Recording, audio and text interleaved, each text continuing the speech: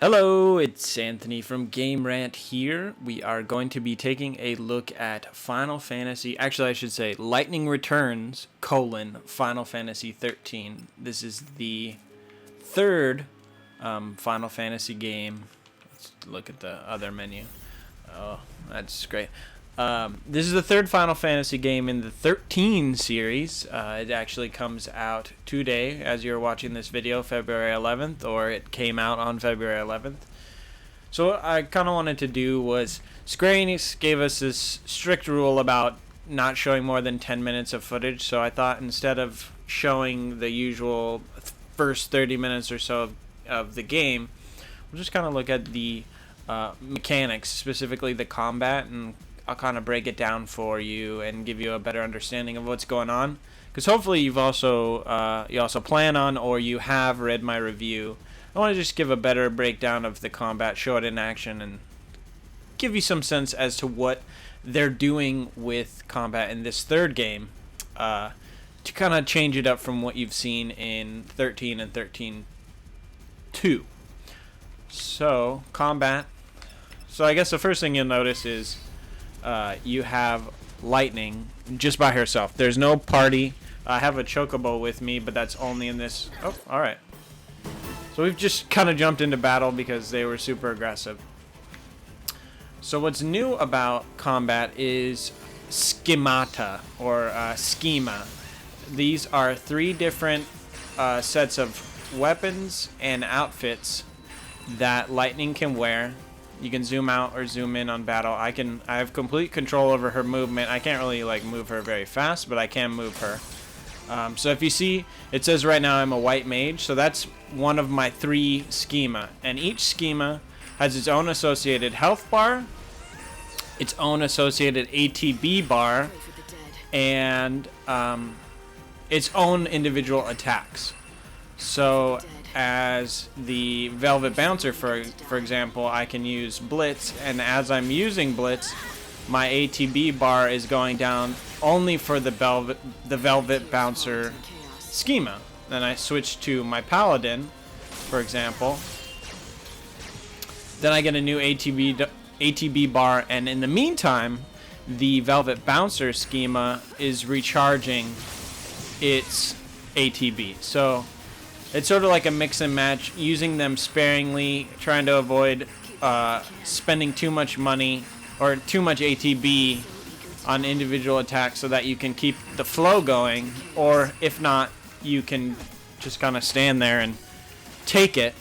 Something that's also new is the ability to guard. So as you can see, as part of my Paladin schema, I have this guard attack, which in certain circumstances, if this person attacks me, I can guard them, and it'll nullify almost all damage. That's not true for every attack. A lot of attacks will break through, but if you hit the attack at the right moment, I don't think I'm probably gonna get it, but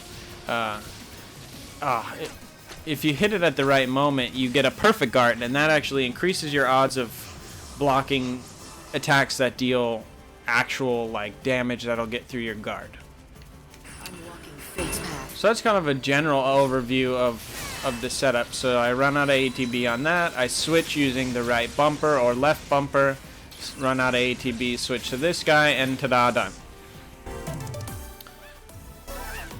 Another thing you'll notice is staggering is back. When we get into another battle, I'll talk a little bit more about it. But staggering is, if you remember the Final Fantasy 13, it's basically weakening the enemy with a combination of usually magic and physical attacks to the point that they either fall to the ground or they're weaker to their kind of weakness attacks. So for example, if it's a fire enemy and you stagger them and then you use some ice or water attacks on them, those will be stronger than normal.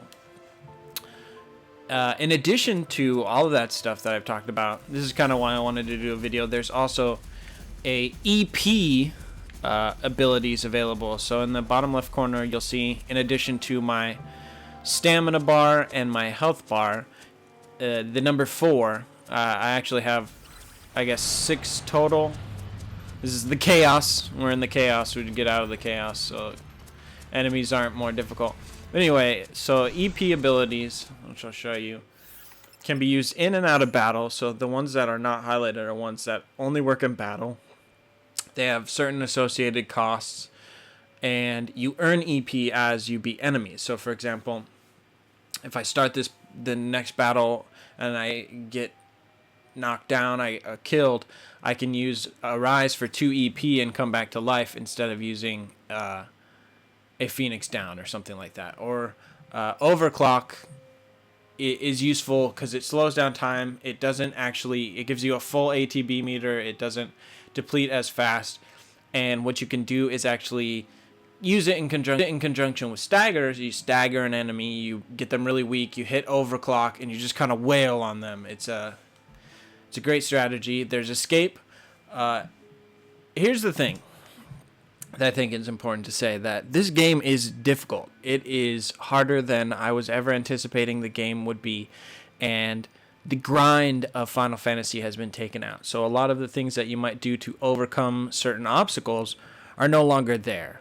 So personally, I recommend dropping it down to easy. I have dropped it down to easy. There's no shame in that. Square Enix actually recommends first-time players knock it down to easy because, to be honest, the first couple battles I felt like I was just way underpowered, and there's nothing honestly that you can do about it because there is no traditional leveling. How you level and how you do or kind of the general makeup of Final Fantasy or this particular Final Fantasy are these quests.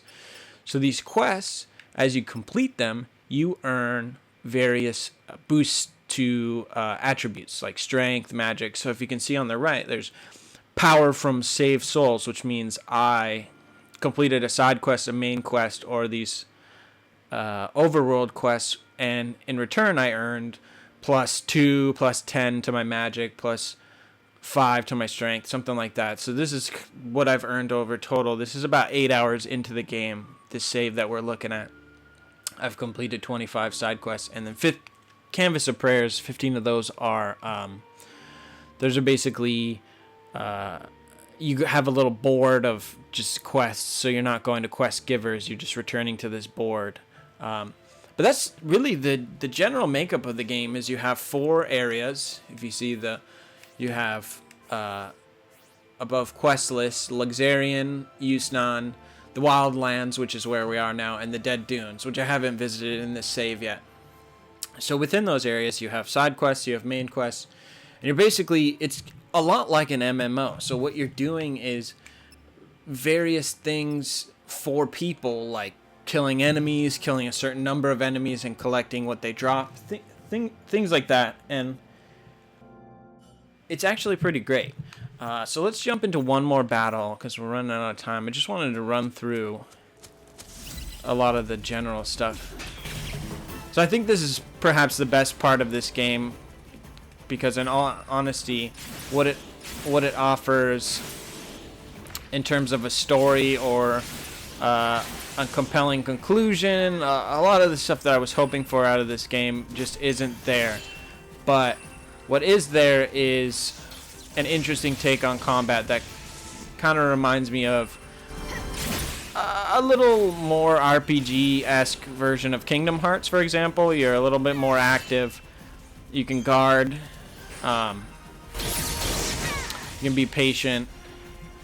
But as you'll see, when it gives me my stat screen for, ooh, you beat this battle, I earn EP, I earn Gil, and then I earn abilities. So that's kind of where you earn abilities from killing monsters, and then you earn stat boosts from completing quests. So they kind of flipped everything on their heads, which is interesting, and I like that approach. It just doesn't quite come together, I think, the way they hoped it would.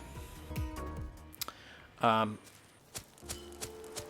I don't want to show too much of like the areas or things like that. I don't want to give it away, but there are 4 areas, and each of them are, in essence, big, sprawling, open-world towns. So those people that were really down on the past Final Fantasy 13 games for not having cool towns, this has plenty. It's just, unfortunately, it's a lot like an MMO. What you're doing is a lot of fetch quests, a lot of errands. It doesn't add up to as much as I personally would have liked.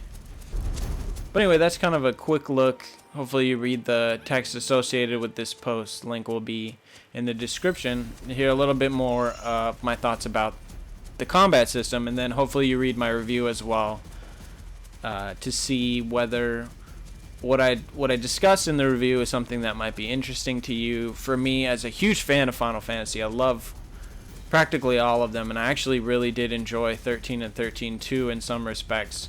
What I just couldn't get behind was the radical changes and the poor execution. It feels like trying to get this game out just to reuse a lot of assets and not really fulfill or deliver on a story in any way that would have made sense or would have been satisfying.